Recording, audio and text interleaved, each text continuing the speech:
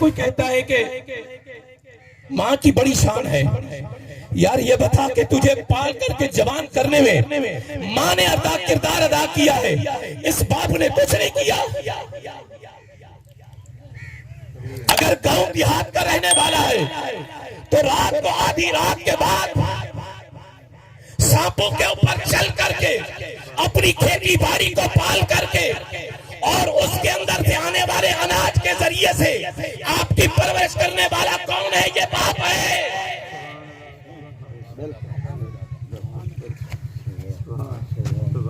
एक मजदूर चौथी पांचवी मंजिल के ऊपर एक भट्टे के ऊपर चढ़कर लोगों के उन बंगलों को प्लास्टर करके अपनी जान हथेली पे रख करके जिसने 4 पैसे ला करके तेरी जरूरियात को पूरा किया है वो तेरा बाप है।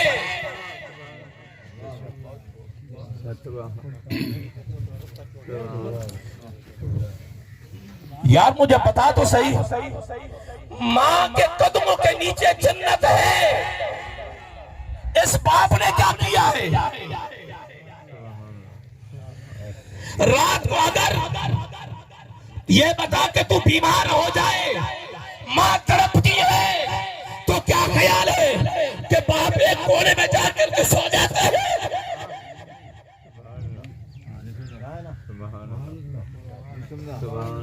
क्या बाप को एक सुकून की चैन की नींद आ जाती है कि बाप बेटा बीमार हो, ये बेटा दुख के अंदर हो?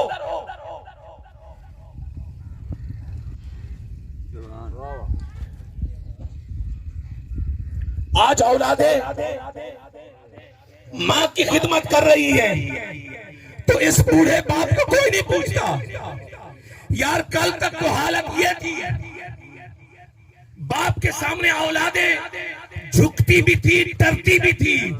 आज सूरत हाल ये है, ये बूढ़ा बाप अपने औलाद से डरता है। यार कहीं इसको गुस्सा आ जाए।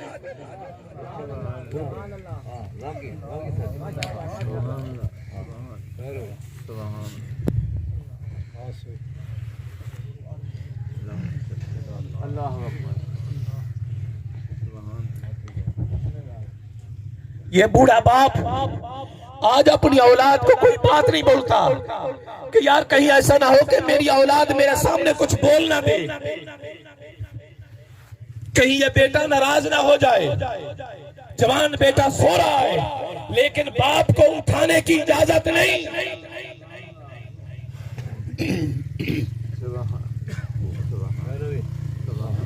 क्या हमने अपने बाप के साथ ये जो रवैया और ये सलूक रखा है, मुझे ये बताओ कि अल्लाह और उसके रसूल को राजी कर रहा है?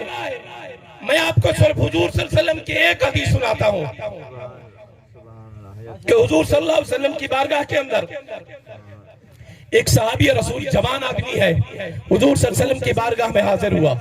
आकर के कहता है कि या रसूल अल्लाह सल्लल्लाहु अलैहि वसल्लम, बात ये है मेरा बूढ़ा बाप है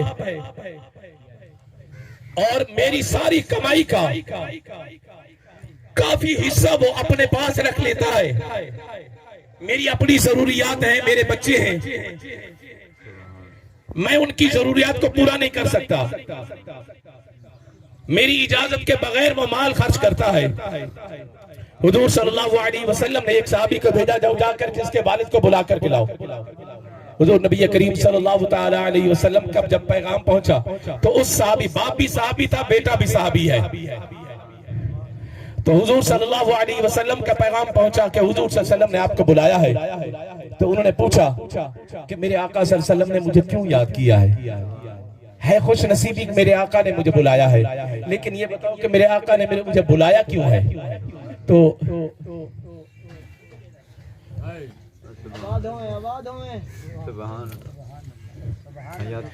तो उस कासिद ने कहा कि तुम्हारे बेटे ने तुम्हारी शिकायत की है हुजूर सल्लल्लाहु अलैहि वसल्लम की बारगाह में कि मेरा बाप मेरा माल खर्च करता है, मुझसे पूछता नहीं है। वो घर से चला, वो एक शायर भी था। चलते चलते रास्ते में उसने कुछ अशआर पढ़े रास्ते में हुजूर सल्लल्लाहु अलैहि वसल्लम की जात तक पहुंचने से पहले उसने कुछ अशार पढ़े, अरबी के अंदर उसने अशार पढ़े। इधर जिब्राइल अमीन अलैहिस्सलातु वस्सलाम तशरीफ लाए की बारगाह में। जब वो आने लगा तो जिब्राइल अमीन हुजूर सल्लल्लाहु अलैहि वसल्लम के बारगाह में आकर के अर्ज करते हैं कि या रसूलुल्लाह सल्लल्लाहु अलैहि वसल्लम, इस बाप से जवाब बाद में लेना, पहले इस बाप ने जो अशार पढ़े है ना, या रसूलुल्लाह सल्लल्लाहु अलैहि वसल्लम इनसे वो अशार सुन लेना, इसने अशार कहे क्या है।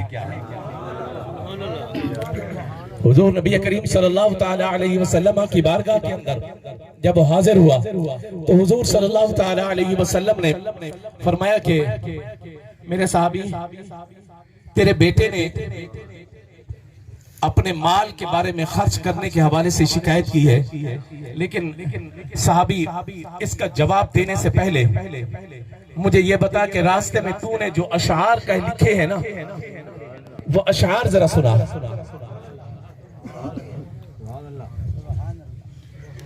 उसने कहा कि या रसूलुल्लाह सल्लल्लाहु अलैहि वसल्लम, वो मैंने अशार किसी को सुनाए नहीं है, आपको कैसे पता चला? तो हुजूर सल्लल्लाहु अलैहि वसल्लम ने फरमाया, जिब्राइल ने आकर के कहा है और रब ने कहा है कि मेरे महबूब से कहो इसके बाप का जवाब बाद में सुनना, पहले इनके बारे में जरा पूछो तो सही कि इन्होंने अशार क्या कहे हैं। तो उसने वो अशार सुनाए, मैं आपको उसका तर्जुमा करके बता रहा हूँ। उसने कहा कि या रसूलुल्लाह सल्लल्लाहु अलैहि वसल्लम, अल्लाह तबारक व तआला ने जब मेरा अक़द हुआ तो पहली औलाद मुझे बेटी की सूरत में अता की, बेटी मुझे अल्लाह ताला ने दी। दूसरी मर्तबा फिर मेरी बीवी हमला हुई तो फिर अल्लाह तबारक व तआला ने एक और बेटी दे दी। हम दोनों ने मिन्नत अल्लाह तबारक व तआला की बारगाह में मिन्नत समाजत की, दुआएं की, अल्लाह की बारगाह में मन्नतें मानी कि मौला हमें बेटा अता कर दे। और इतनी मन्नतों के बाद, दुआओं के बाद ये बेटा पैदा हुआ। तो या रसूलुल्लाह सल्लल्लाहु अलैहि वसल्लम, जब ये छोटा था, ये चल नहीं सकता था, बोल नहीं सकता था, हम मियाँ भी और बीवी भी, बाप और माँ दोनों मिलकर के उसकी परवरिश के लिए अपने मुंह का लुक्मा इसके मुंह में देते, अपना आराम, अपना सुकून इसके ऊपर कुर्बान करते। या रसूलुल्लाह सल्लल्लाहु अलैहि वसल्लम, वक्त गुजरता रहा, कभी ऐसा हुआ कि ये बीमार हुआ तो हमने अपनी नींदों को कुर्बान किया, अपने आराम को, चैन को कुर्बान किया, अपना खाना पीना भूल गए कि एक हकीम, दूसरा हकीम, एक तबीब, दूसरा तबीब, इस तरह किसी तरीके से ये बेटा ठीक हो जाए। या रसूलुल्लाह सल्लल्लाहु अलैहि वसल्लम, वक्त गुजरता रहा, एक वक्त ऐसा आया कि या रसूलुल्लाह सल्लल्लाहु अलैहि वसल्लम, ये मेरा बेटा जवान हो गया।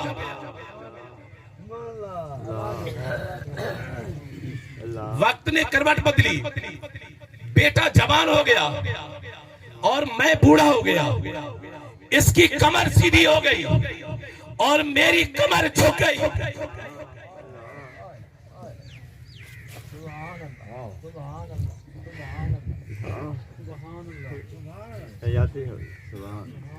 तो या रसूलुल्लाह सल्लल्लाहु अलैहि वसल्लम, मेरी अपनी कोई जरूरियात नहीं है। हाँ, मेरी जो इससे इसकी बड़ी बहनें हैं, मेरी जो बेटियां हैं, वो मेरी बेटियां कभी कभी मेरे घर में आती हैं मिलने के लिए, तो मैं इसकी कमाई से कुछ पैसे उसको दे देता हूँ। या रसूलुल्लाह, मेरी कोई जरूरत नहीं है। इसके ऊपर इसको एतराज है। या रसूलुल्लाह सल्लल्लाहु अलैहि वसल्लम, अपने जिंदगी भर की कमाई इसको दे चुका, इसके आराम और सुकून के लिए दे चुका। और आज जब मैंने बचपन के अंदर ख्वाब देखे थे बेटा जवान होगा, मैं बूढ़ा हो जाऊंगा, ये मेरा बेटा मेरी बुढ़ापे का सहारा बनेगा, ये कल मेरे लड़खड़ाते कदमों का की ताकत और सहारा बन करके मेरे साथ साथ चलेगा। लेकिन या रसूलुल्लाह सल्लल्लाहु अलैहि वसल्लम, अब जब ये बड़ा हुआ है, इसने कमाना शुरू किया है, तो इसके 2-4 रुपए मैं क्या खर्च कर लेता हूं कि आपकी बारगाह में आकर के शिकायत करता है।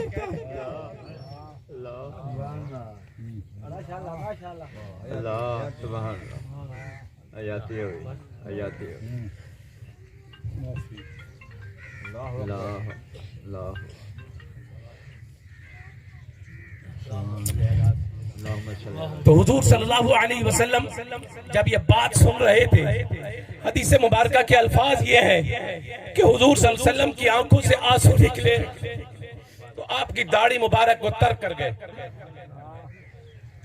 जब आपकी दाढ़ी तर हुई तो हुजूर सल्लल्लाहु अलैहि वसल्लम ने जब बूढ़े बाप की बात सुन करके उसकी बात मुकम्मल हुई तो हुजूर सल्लल्लाहु अलैहि वसल्लम गुस्से के आलम में खड़े हुए और उस बेटे को पकड़ा। फरमाया कि बेटे तू बाप की शिकायत करता है।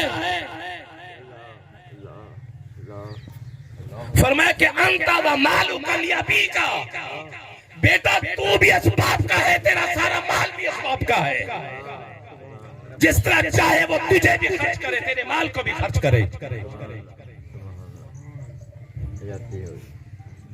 यार मैंने जो आपके सामने दर्द बयान करना है आप अपनी गाड़ी के ऊपर लिखवाओ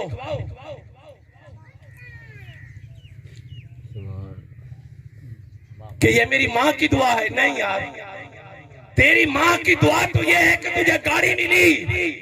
क्या तेरे बाप ने तेरे लिए बददुआ की थी? तुझे माल मिलने पर क्या माँ तो खुश होती है? क्या बाप नाराज होता है? नहीं भाई,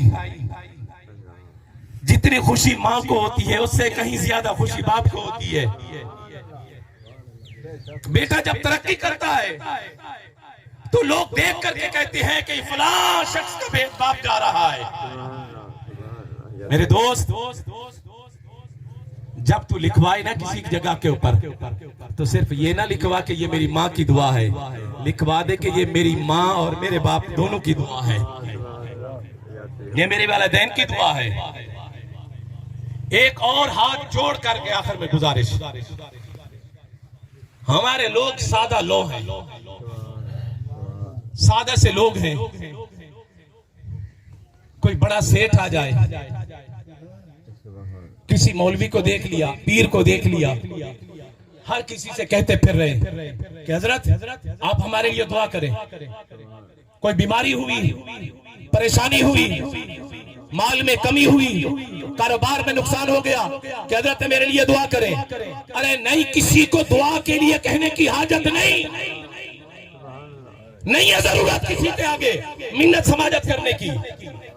जब तू अपने घर पहुंचे ना, ये तेरी बूढ़ी माँ मिले, ये बूढ़ा बाप अपने लड़खड़ाते कदमों के साथ मिले,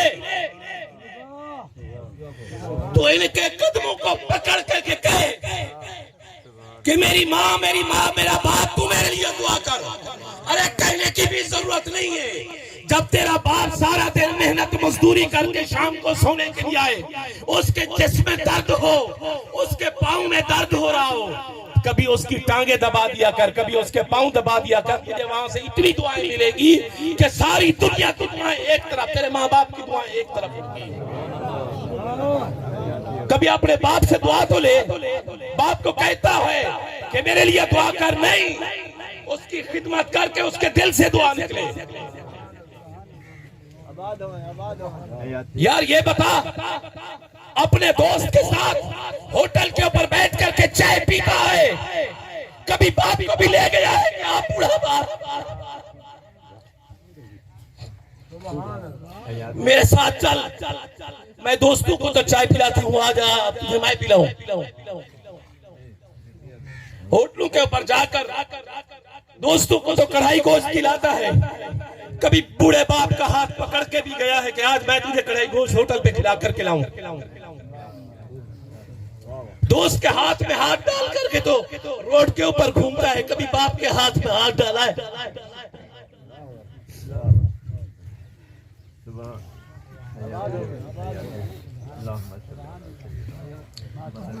यार तू अपने सेठ के आगे तो झुकता है, अमीर आदमी का को झुक करके मिल रहा होता है।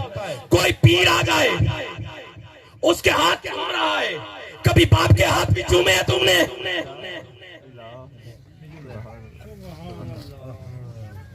पीर के हाथ 100 मरतबा चूमता है, तो माँ बाप के हाथ भी चूम लिया करना।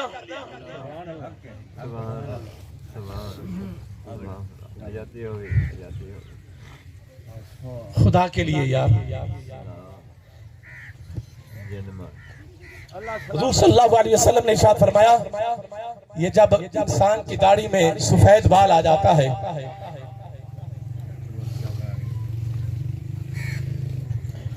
कल परसों जो है ना,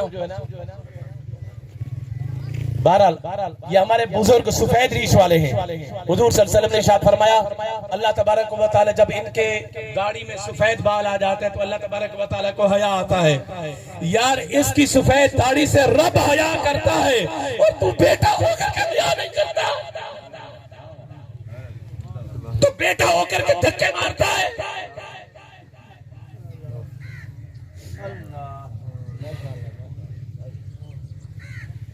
हुजूर सल्लल्लाहु अलैहि वसल्लम ने इरशाद फरमाया कि अगर अपनी रोजी में बरकत चाहते हो तो माँ बाप के लिए दुआ करो। जो माँ बाप के लिए दुआ करता है अल्लाह ताला उसकी रोजी में बरकत दे देता है। अरे रोजी में बरकत चाहते हैं तो माँ बाप की दुआएं लो। माँ बाप उधर तड़प रहे हैं और तू कह रहा है कि मेरी रोजी में बरकत हो जाए। अरे कुरान तो ये कहता है कि अगर उसकी बारगाह में बूढ़े हो जाएं, एक या दोनों, तो क्या करो? उफ का मतलब अरबी के अंदर ये होता है कि आपको उसने 100 मरतबा कहा कोई काम, तो आपके पेशानी पर बल नहीं, आपके दिल में उसके उकताहट का कोई सवाल ही ना आए। ये है उफ का लफ्ज।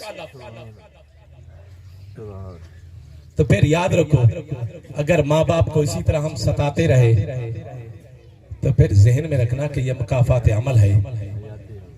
मौला